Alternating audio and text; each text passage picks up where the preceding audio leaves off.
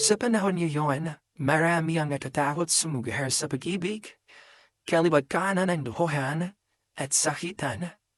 Pero sinasabi ng iba na kapag nahanap mo na ang taong para sa iyo, at nakuha mo na ang tamang timpla sa pag-ibig, totoong mapapasabi ka ng, "Hi, ang sarap umibig." Kamusta? You can call me Maricel, 32 years old, at kasalukuyang nagtatrabaho sa isang BPO company sa Makati. Marami na akong napagdaanan sa buhay, lalong-lalo na pagdating sa pag-ibig. Kaya na siguro, natluto na akong mag-ingat sa mga taong pinagkakatiwalaan ko at maging wais sa mga desisyong ginagawa ko. Ako rin naman kasi nahihirapan sa bandang huli at wala naman akong ibang taong maaasahan na tulungan ako makabangon muli. Habang tahimik lang ang mundo ko noon, meron ako nakilalang lalaki. Si Adrian. Kaibigan siya ng isa sa mga kaibigan at kasamahan ko sa trabaho. Akala ko noong una, magiging simple lang ang pagkakaibigan namin dalawa. Pero nagulat na naman ako noong isang araw na ma-realize kong importanteng tao na pala sa buhay ko si Adrian.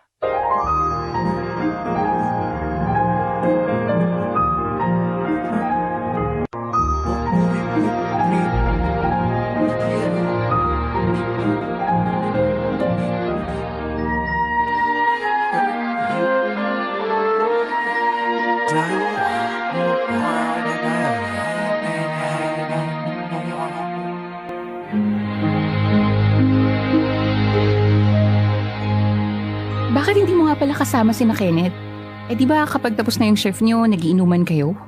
Ditipid kasi ako eh. Alam mo na. Okay lang naman yun minsan pero yung halos araw-araw, gastos na yun. Tsaka maawa nga kayo sa mga atay nyo. Oo naman. Kaya nga ako nandito at kasama mo, di ba? Mas maganda na yung gastusin ng pera sa pagkain kaysa sa mga bisyo. Oo nga. Tingnan mo nga ako, ginagawa yung lahat para lang makapag-ipon ng pera. Maliban kasi sa call center na trabaho ko, sumasideline din ako sa pagtuturo online. Kinakaya mo pa ba? Oo naman. Wala rin akong choice kundi yung kayanin eh.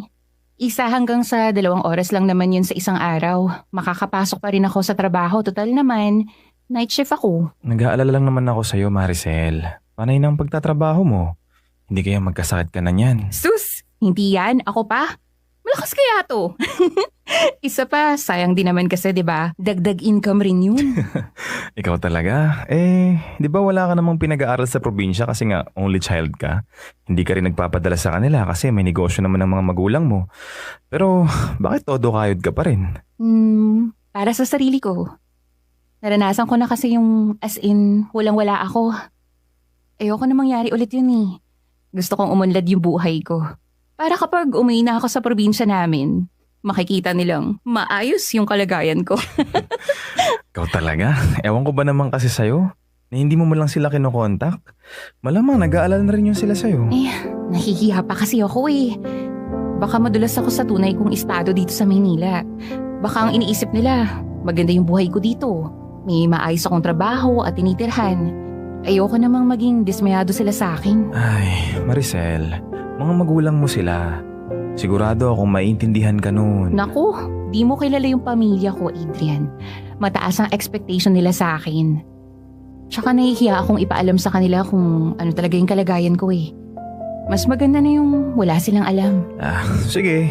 Ikaw ang bahala. Basta sinasabi ko sa'yo, mas gagaan ang pakiramdam mo kung magpapakatotoo ka. Oo, alam ko naman yun. Salamat sa payo ah. You're welcome. Basta kung sakaling kailangan mo ng tulong o masasandalan, dito lang ako ha. Huwag mo akong kakalimutan. Alam mo naman na malakas ka sa akin eh. Alam na alam.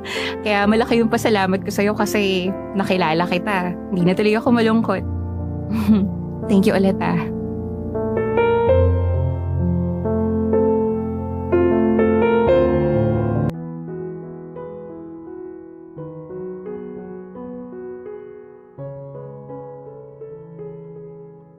Mabait at maaasahang kaibigan si Adrian. Sa lahat ng mga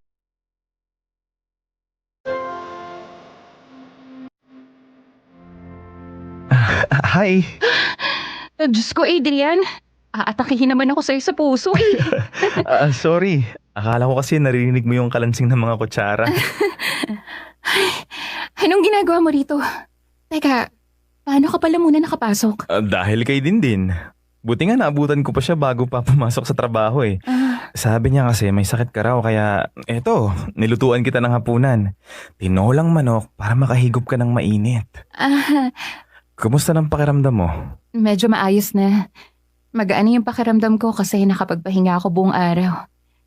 Teka, wala ka bang pasok? Nagbago ng shift ko.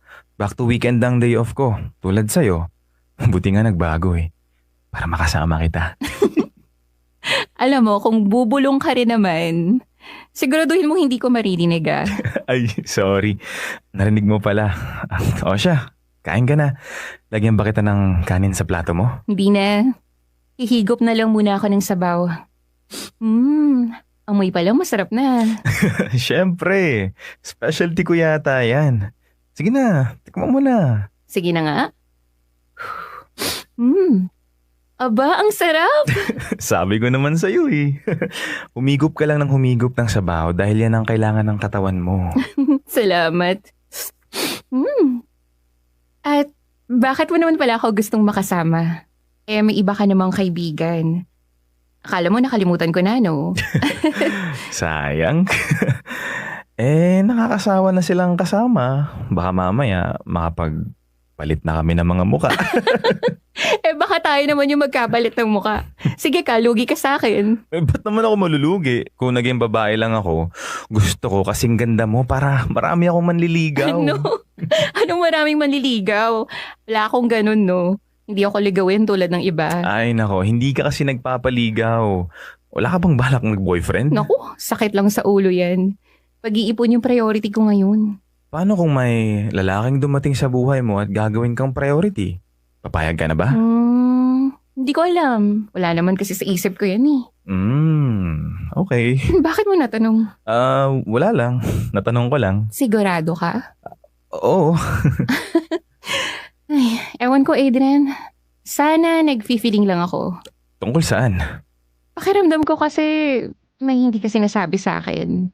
Palagi kang may pakapyaw na tanong. Tapos kapag tinatanong ko naman kung bakit mo tinanong yun, ang isasagot mo sa akin, wala lang. Ay nako, huwag mo na kasing isipin yun. Ang mas mabuti pa, humigop ka na lang ng sabaw para mainitan yung tiyan mo. Sigurado ka bang wala ka talagang sasabihin sa akin? Kapag ba may sinabi ako sa'yo, magagalit ka? Hindi. So, Kumain ka na nga lang. Mas kailangan mong kumain para makabawi ka ng lakas. Tsaka baka lumamig yung sabaw. Sayang naman. ay, sige na nga. Hindi naman sa pagiging asyumera pero sa simulat sa pool pa lang, nararamdaman kong espesyal na ako kay Adrian. Ibang pag-aalagang binibigay niya sa akin, kumpara sa iba niyang kaibigang babae. Isang tawag ko lang sa kanya para magpasama sa kung saan. Kahit pa may ginagawa siya, ihihinto niya talaga yun para sa akin. At kapag magkasama naman kaming dalawa, prinsesang-prinsesa, ang turing niya sa akin. Ni isang shopping bag ay hindi na pinapabitbit yun sa akin. Hindi rin niya hinahayaang gumastos ako ni piso kapag lumalabas kami. Maliban na lang kapag nangungulit akong ilibre siya. Kung sa ibang babae, sigurado inabuso na ang pagiging mabait at maalaga ni Adrian. Pero ako, sinabi ko sa sarili ko na hindi ko yun gagawin.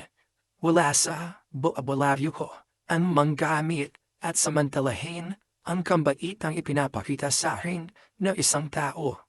Lalong-lalo na kung ang taong yun ay espesyal na rin sa buhay ko. Hi! Buti naman, dumating ka na. Muntik na kitang sunduin sa bahay niyo eh. Sorry, traffic eh. Tapos nagkaroon pa ng bungguan malapit dito. Nilakad ko na nga lang eh. Nag-order ka na ba? Hindi pa. Iniintay kita eh. Oh, tara, order na tayo. At libre ko na kasi alam ko halos 1 oras ka rin naghintay sa akin. Nakakahiya. Halika, pila na tayo.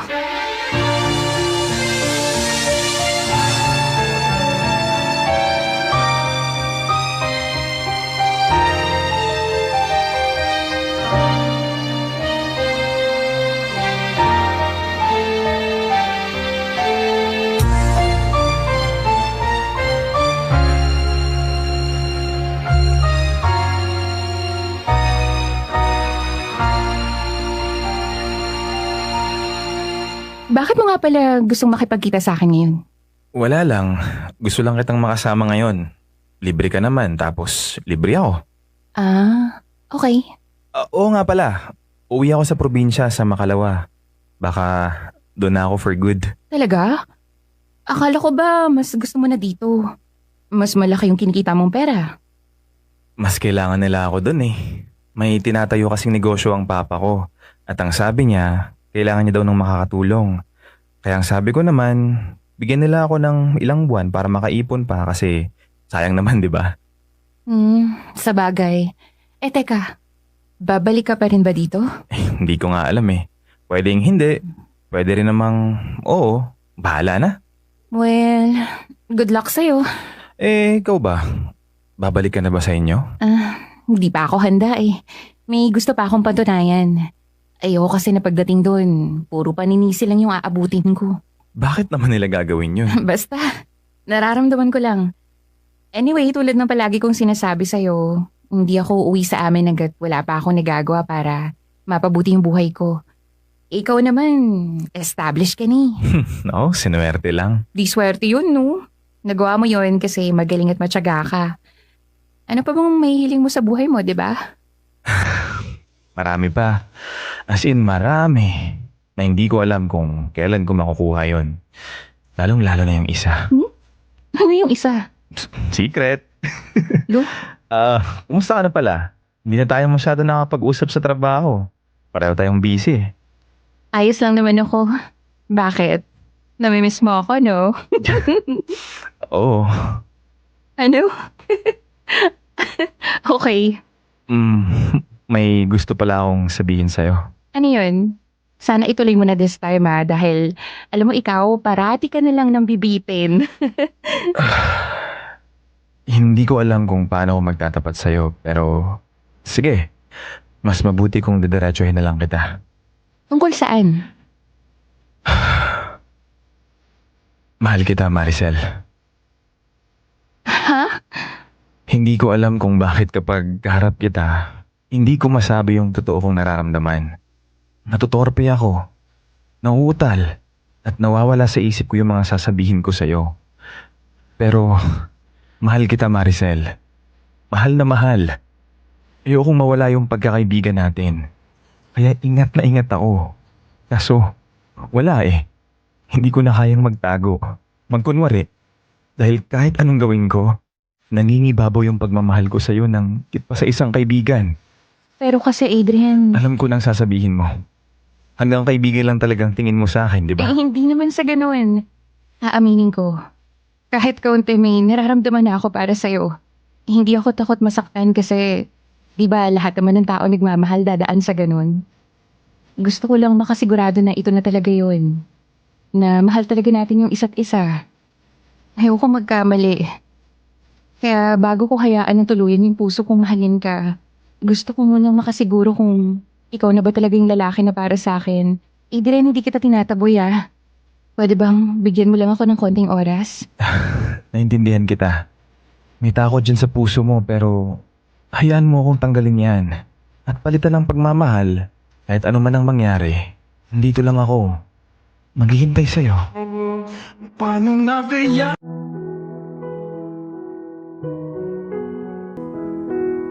Nasabi ko na sa inyo na marami na rin akong naranasang hirap at sakit, lalong-lalo na sa pag-ibig. At dahil doon, pinag-iisipan ko na mabuti ang lahat ng desisyon na gagawin ko na konektado sa puso ko. Mahirap kasing kalaban ng puso, di ba? Kapag matindi ang pagmamahal na nararamdaman, kahit na red flag na, susugod pa rin kahit walang dalang panangga laban sa sakit na mararanasan mo. Pero ako, yun ang pinangako ko sa sarili kong hindi kong gagawin. Ayoko nang maranasan na maging tanga dahil nagmahal ako ng maling tao. Hindi ko naman sinasabing maling tao si Adrian. Sa katunayan na yan, siya ang pinakamatinong lalaki na nakilala ko sa buong buhay ko. Pero kahit ganoon, kahit gaano kakomportable na ako sa kanya, alam ko na kailangan ko pa rin alagaan at protektahan ang aking sarili at ang aking puso.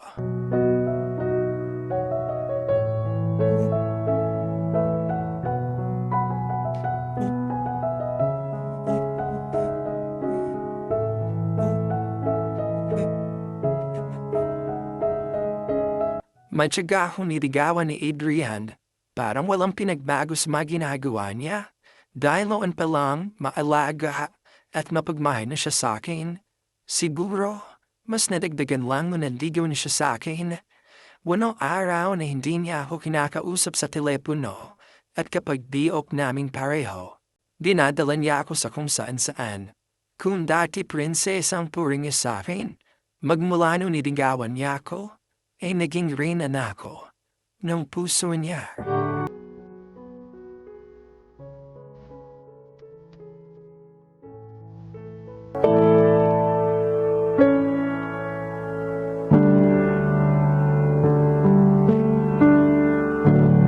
Ikaw talaga. Hindi mo naman ako kailangang ihatid eh. Napaliw ka tuloy sa tinutuluyan mo. Ayos lang. Mas importante sa akin ang kaligtasan mo. Sorry ulit kung natapunan kita kanina ng sauce ng afritada. Eh si ate naman kasi. Hindi tumitingin dun sa dinadaanan niya. Tingnan mo, mukha ka tuloy gusgusin. Ayos lang. Kaya tong idaan sa Pride detergent. Di lang puti, isla puti. Ako na lang kaya yung maglaba. Hindi na. Kaya ko na to. Kumusta pala yung pag-online class mo? Baka naman masyado ka nagpapapagod Kaya ko naman no. Ako pa. Kailangan ko magdoble kayod. Kung sinasagot mo na kasi ako, hindi mo na kailangan magtrabaho. Ako ang bubuhay sa'yo kasi ikaw naman ang nagpapatibok ng puso ko. Ayun ako, bumabanat ka na naman Pero sige, pagbibigyan kita. Uy, hindi banat yun Totoo yun. Pero kung hindi mo pa ako kayang sagutin, okay lang. Kaya ko pa namang maghintay. Talaga? Sige nga. Hanggang kailan? Hindi ko alam. Basta ang alam ko, kaya kitang hintayin kasi mahal na mahal kita. At kapag mahal mo, magtitiis ka. Magtsatsaga ka. Paghihirapan mo ang lahat para lang makuha siya. Ganun ang gagawin ko sa'yo. Hindi ako basta susuko. Kahit na may ibang manligaw sa akin? Oo. Hindi ka matatakot? Hindi. Kasi sa pag-ibig, hindi uso ang salitang takot. Kung hindi man ako ang piliin mo, okay lang. Desisyon mo yan Basta ako, kahit hindi ako ang magawang mong mahalin, ako na lang ang magmamahal sa'yo. Alam mo, hindi ko alam kung anong nakita mo sa akin para mahalin mo ako ng ganyan. Simpleng babae lang naman ako. Simple sa iba, pero kakaiba ka para sa akin. Ako nga tong walang maipagmamalaki Yung pagmamahal ko lang naman sa'yo ang meron ako Ikaw kasi yung bumubuo sa pagkatao ko. Ang nagpapaalala sa akin na mas masarap ang mabuhay kapag may minamahal ka. Mahal mo ba talaga ako? Sobra. Bakit ganyan ang ngiti mo sa akin? Siguro sinasagot mo na ako, no? Paano kung oo? Anong paano kung oo? Oo, sinasagot na kita. Paano kung ganun yung ibig ko sabihin? Di magiging masaya ako. Pero masasaya ako kung magiging totoo yung sinasabi mo. Okay. Sinasagot na kita. Hoy! Natulala ka na dyan. Adrian, okay ka lang ba? Teka, ano nga ulit yung sinabi mo? Bigla kasing huminto lahat sa paningin ko Ang sabi ko, sinasagot na kita. Sinasagot na, as in, sinasagot? Ano ba? Oo nga, ang slow ha. Hindi nga, seryoso ka? Oo nga, ang kulit. Yes! Hoy, Yes! huwag kang maingay.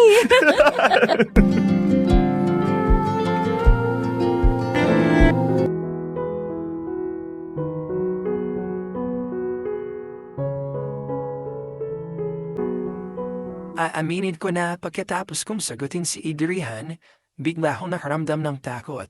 Alam ko naman na hindi niya ako sasadyaing saktan o kung ano pa man. Sinyam na takot lang ako sa mga posibleng mangyari. Pero magmula na maging boyfriend ko siya, nawala ang lahat ng takot na yun at napalitan ng masaya at puno ng pagmamahala.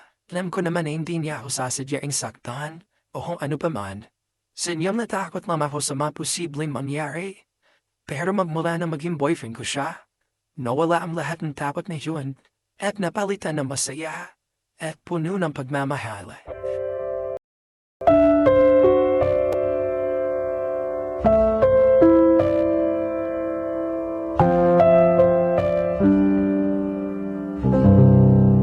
Hi, babe! Mwah!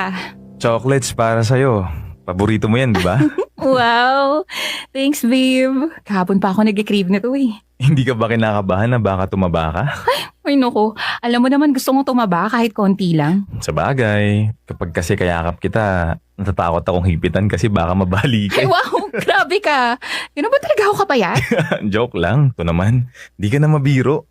Okay naman ang katawan mo eh. Hindi ka naman mataba, hindi ka rin naman payat. Talaga? Totoo ba yan? Baka naman binobola mo naman ako eh. Ako? Binubola ka? At kailan ko naman ginawa yun? Nako, kapag sinabi ko sa'yo, baka umagahin na tayo dito kaya wag na lang. O sige, ganito na lang. Kahit ano pang maging itsura mo, hindi magbabago ang pagmamahal ko sa'yo dahil para sa akin, ikaw pa rin ang pinakamagandang babae sa buong mundo. Alam ko naman yun, no? Pero syempre, kapag may nakita ka ng mas sexy sa akin, naku, magagawa mo pa rin tumingin sa iba. So tingin mo ba magagawa ko yun? Alam mo naman na, ikaw lang mahal ko, di ba? Ang sabi ko, tingin lang, hindi mahal. Eh bakit mo naman ako ipagpapalit sa iba? Eh di hamak naman na mas lamang ko sa kanila, no? Ako kaya yung nandyan sa puso mo. Ayun, ganyan dapat. Confident ka kasi sa'yo lang naman talaga ako eh. Walang makakaagaw sa akin. Oo na. Oo nga pala. Sabi ni Mama, sumama ka raw sa family dinner namin sa weekend. Sumama ka ha? Hindi kaya nakakahiya? Bakit ka naman mahihiya? Pinagmamalaki nga kita eh, tapos mahihiya ka. Saka gusto ko na maging close ka rin sa pamilya ko. Kasi the moment na sinagot kita, pumayag na akong maging parte ka rin ng buhay ko. Ay, ang swerte-swerte ko talaga sa girlfriend ko. Ano ka ba? Hindi ikaw ang swerte, kundi ako.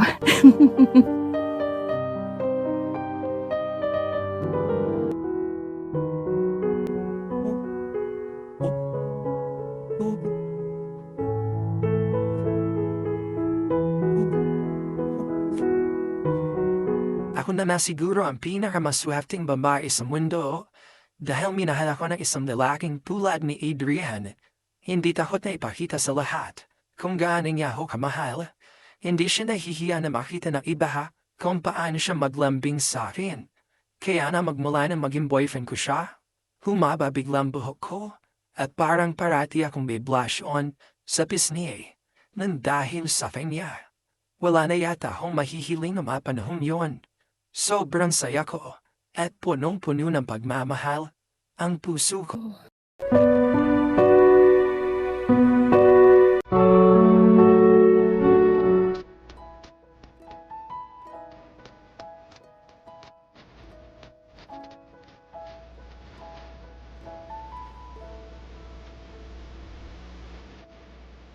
Mag-taxi na lang tayo para mapabilis. Magtatagal ba tayo doon? Depende. Siguro magpapakita lang ako pero imposibleng paalisin nila agad tayo. May interview pa kasi ako bukas eh. Kailangan maaga nandun na ako. Sige. Hindi tayo magpapagabi. Hindi na rin ako magpapakalasing para masundo pa kita bukas. Maricel? Arnold? Anong ginagawa mo dito? Sinabi sa akin na nakauwi ka na raw. Pumunta ako dito para mag-usap tayong dalawa. Sino siya? Boyfriend ko. Si Adrian. Nice to meet you, pare. Mag-usap naman tayo, kahit sandali lang. Babe, ikaw na lang ang pumunta kay na Michael. May pag-uusapan lang kami. Pero, Sige na babe, magkita na lang tayo bukas. sige. Bye.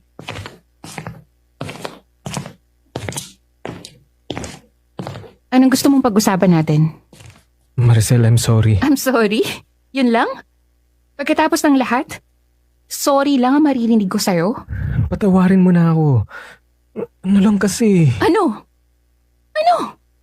Alam ko na.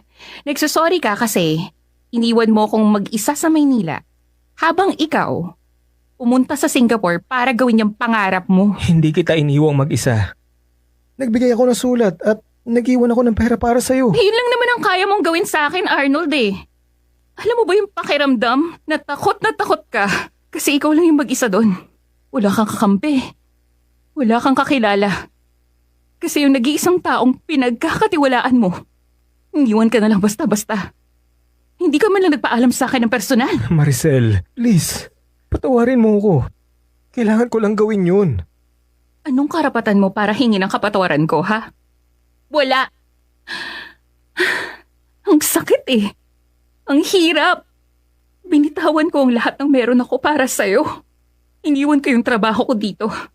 Yung pamilya ko para sumunod sa'yo kasi sabi mo, basta kasama mo ako magiging maayos ang lahat. At eto naman ako si tanga sumunod. Pero ano, iiwan mo rin pala ako doon. Alam ko nagkamali ako. Walang araw na hindi ka naalis sa isip ko kaya nandito ako ngayon. Bumabalik ako sa iyo. Arnold, wala ka nang babalikan. Naintindihan mo? Dahil nung iniwan mo ako ng araw na yon, kinalimutan na kita. Inalis na kita sa buhay ko. Kasi kapag hinayaan pa kitang manatili dito, masasayang lang yung lahat. Bakit? Ha? Dahil ba sa lalaking yun, Maricel? Wala tayong formal na paghihiwalay.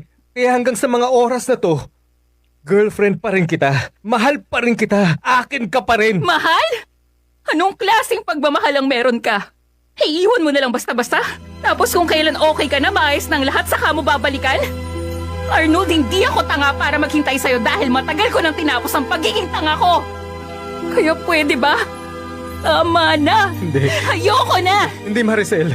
Alam ko dyan sa puso mo, meron pa rin pagmamahal. Kung meron mang pagmamahal, hindi yun sapat para magtiwala ko sa'yo ulit. Sinayang mong lahat. Minahal kita ng sobra. Pero binaliwala mo yun. Kaya wala kang karapatan na sisihin ako. O kung sino man. Dahil una sa lahat, ikaw ang nang iwan. Ikaw ang umalis ng walang paalam. Kaya please lang, Arnold. Huwag ka nang bumalik sa buhay ko. Dahil wala ka nang babalikan. Tapos na tayo.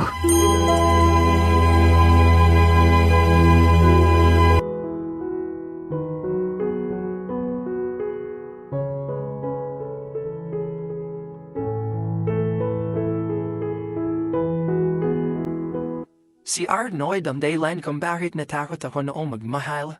Siya ang taong bigla na namahong iniwan at hindi tumupad sa mga pinangako namin sa isa't isa.